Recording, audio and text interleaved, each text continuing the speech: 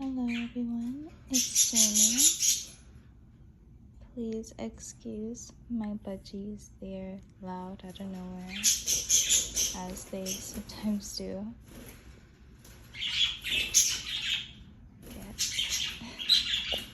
Okay, so we have the moon. Something has broken to the surface, and I feel like it is a mistake. For someone has lost a key, or something with a loss of access, or someone no longer has access to something, like a key to something metaphorical, or maybe even literal. Maybe someone got kicked out. But anyway, also look at this face.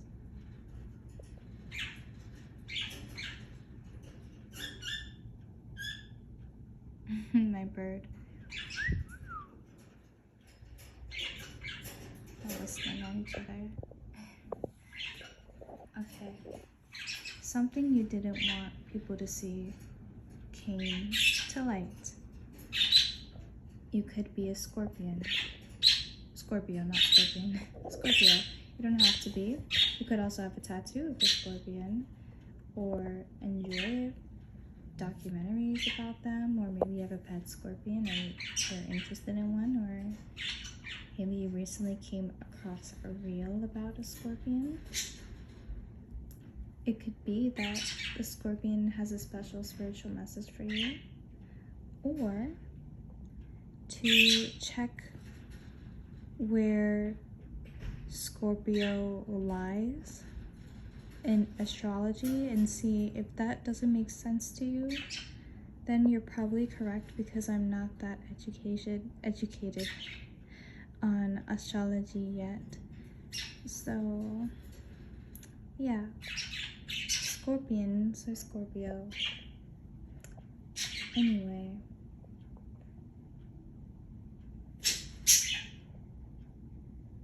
something has took a turn because your wheel of fortune has shifted.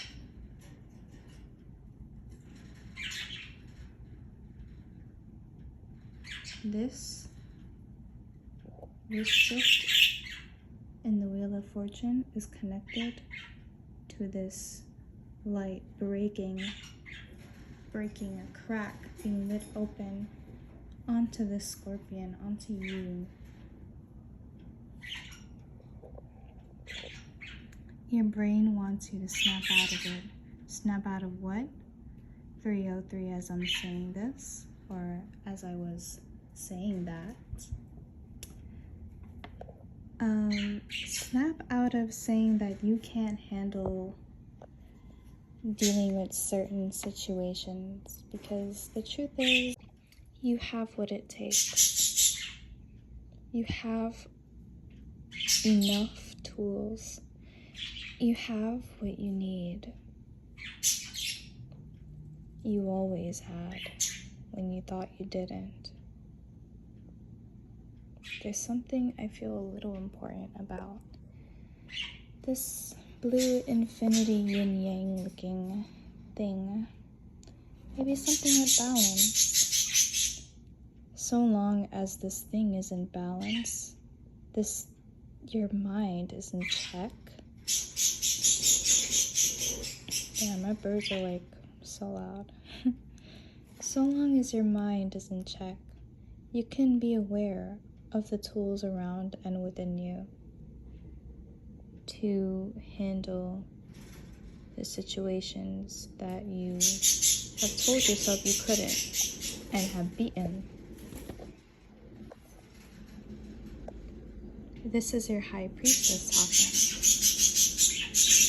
talking. And you see how there's a moon under here too? 111 as I'm saying this, because this clip is like, it's broken down, so it's clips together.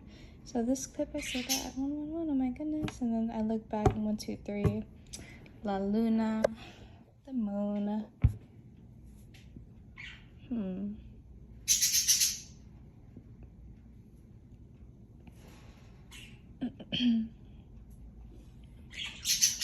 I think that the High Priestess wants to break down all the tools that you thought you needed and make you feel bare and raw so you can work with yourself, the magician, you. Or maybe the scorpion, you. I see an acoustic guitar. Maybe you see it as well. Right here, see that? That little acoustic guitar. Yeah. And I also see a macaw, because I know they have like the little weird white and black striation cheek things, and then the beak, and then the red head.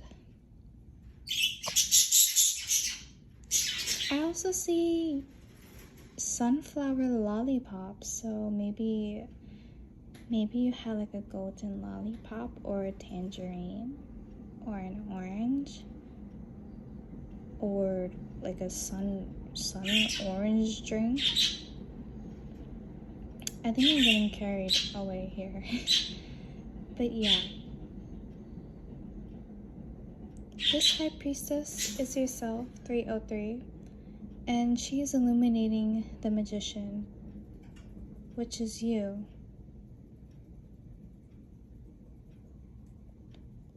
The magician has everything they need. Your higher self, with the moon by her side, breaks down and illuminates whatever you have, the bare you, 333. As I was looking at the timer, I just didn't say it because I was thinking. But isn't that beautiful? And this, even though this didn't fly out as I was shuffling, I've seen it so many times that I knew this was a sign to take it out, because of this pattern that I've noticed shuffling over time, where whenever I see a card like more than 3 times or at least twice and I'm shuffling it around, it's bound to come out. It's just bound to come out. It usually does. So I just took it out. 10 of Pentacles. Aww. My bird spin the wheel, if you were wondering what that was. 10, she has a toy wheel. Okay, 10 of Pentacles. 10 of Pentacles typically has to do with a satisfaction. And I wonder if my bird shifting her wheel is metaphorically like an existential example within this reading. Like if she's part of the play of this whole matrix and reading, you know. She is winged, you know. She is a bird spinning a wheel. So, yeah. Where was I getting at? 10 of Pentacles. A fulfillment and abundance. This shift, once again, and there's 2 qualities. You see there's an up and down. Now, I'm thinking of something with duality and a good and bad, up and down, as above, so below. I'm thinking of something with duality or polarity right now. I'm sorry I'm getting the words mixed up. But I'm thinking, you would think that it's only bad that everything that you used to use that you felt comfortable with, or maybe your brain got too comfortable with, maybe, as a habit, just collided, and the raw you was shined upon by a full lit moon.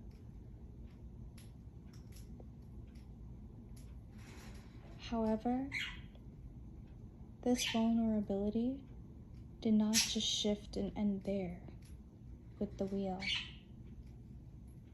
This shifted another aspect. This shifted 2 aspects. within your vulnerability, you grew. You grew into potential because you see with clarity. So long as you have mental, it looks like, I don't know the right exact word. I'm not sure if stability is the right word. Some type of balance within your headspace. So long as it's like this. I'm seeing raccoons here. You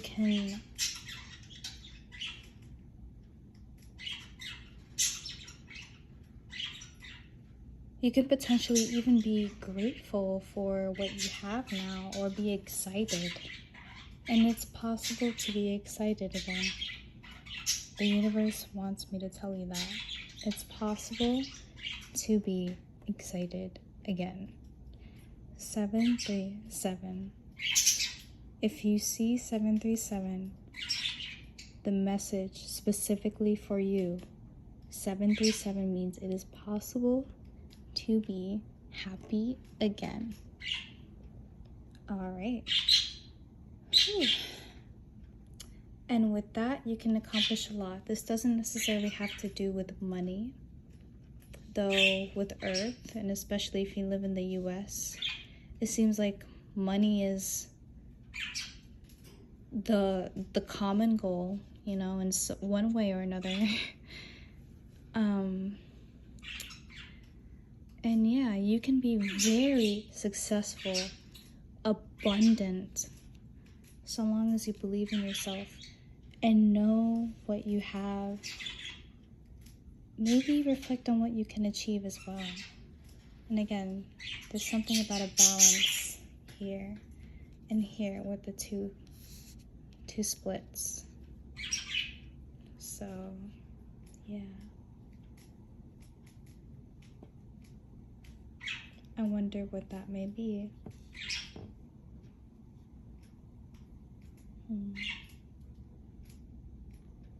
All right.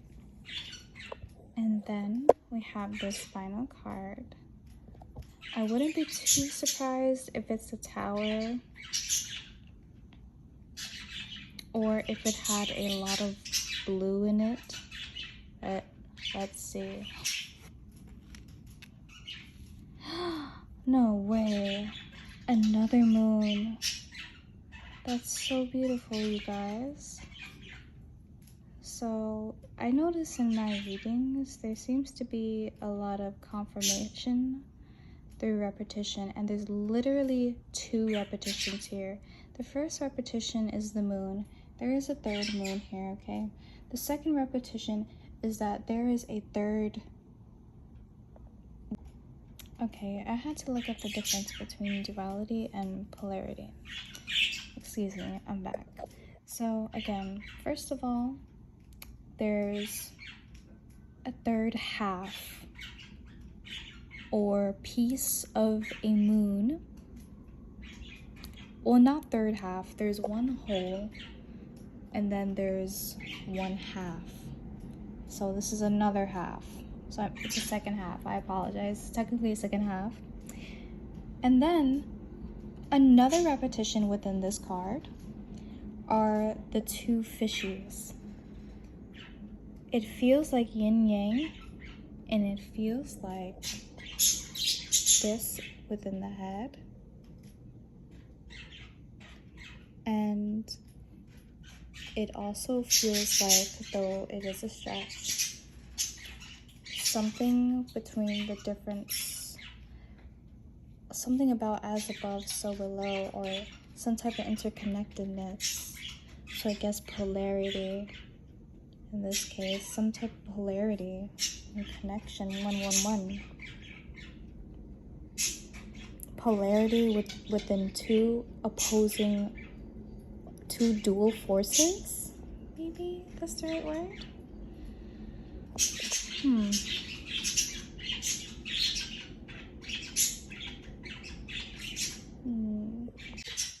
Another thing I wanted to point out is that both figures within this row or column, they have one long sword, and they're standing on something relatively important.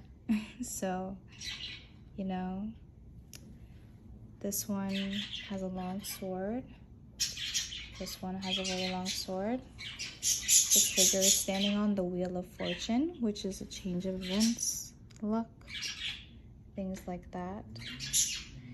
And this one is the moon, which has to do with what you hide, what may be considered vulnerable, hidden. I had a word in mind, but I kind of lost it. Not relinquished. Hindered? Hindered, yes. You feel a side that feels like, makes you feel hindered, like you have to hold back. But what if you embodied this crown? You stood on the moon, aka you stood over what was something that you used to hide and be kind of a nuisance around certain everyday to-day lives, hiding something about yourself or within this situation, overcoming that, and pitching the center, the knife of, I'm sorry, oh my gosh, I'm having a speech disaster. The knife is at the center of some type of interconnectedness or process of forces working together, though these forces themselves may be opposite or at least different. I also forgot to mention that a confirmation would be if you have been watching a war documentary or videos on nuclear explosions or videos on some sort of action with explosions or nuclear warfare. You embody balance, whatever this means for you. And though I'm not getting the clearest answer right now on exactly what it is that you are prioritizing your balance with, because this can go with a million things, or maybe this can be vague and go into anything. But I really feel like this is something more specific, that you know what I'm talking about, that I don't know what I'm talking about. So, with that being said, and I feel like this has to do with your headspace here, if you can find balance with this, then I feel like you can embody and be proud of the shift within this wheel of fortune and stand on the moon proud, in control, in balance with polarity and duality. 111. Thank you.